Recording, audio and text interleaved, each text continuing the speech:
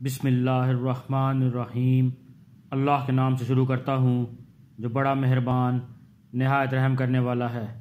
سورہ بقرہ آیت نمبر 50۔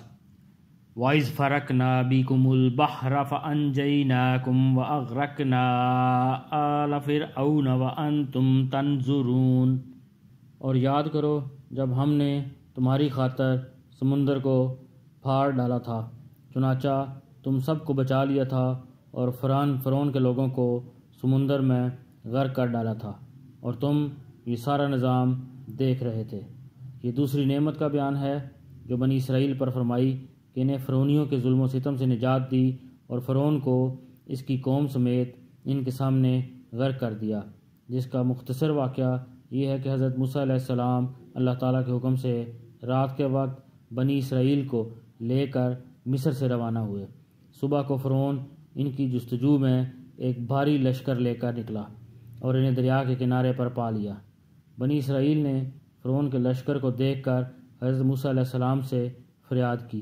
حضرت موسیٰ علیہ السلام نے اللہ تعالیٰ کے حکم سے دریا پر اپنا عصا مارا تو اللہ تعالیٰ نے دریا میں 12 راستے پیدا کر دیے اور پانی دیواروں کی طرح کھڑا ہو گیا، اور ان آبی دیواروں میں جالی کی مثل روشندان بن گئے۔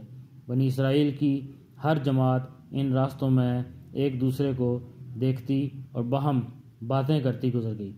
فرعون بھی اپنے لشکر سمیت ان دریائی راستوں میں داخل ہو گیا، لیکن جب اس کا تمام لشکر دریا کے اندر آ گیا تو دریا اللہ تعالیٰ کے حکم سے اپنی اصلی حالت پر آ گیا اور تمام فرعونی اس میں غرق ہو گئے، اور بنی اسرائیل دریا کے کنارے فرعونیوں کے غرق ہونے کا منظر دیکھ رہے تھے، اور اس طرح فرعون کی فرعونیت سے اللہ تعالیٰ نے بنی اسرائیل کی جان چھڑائی۔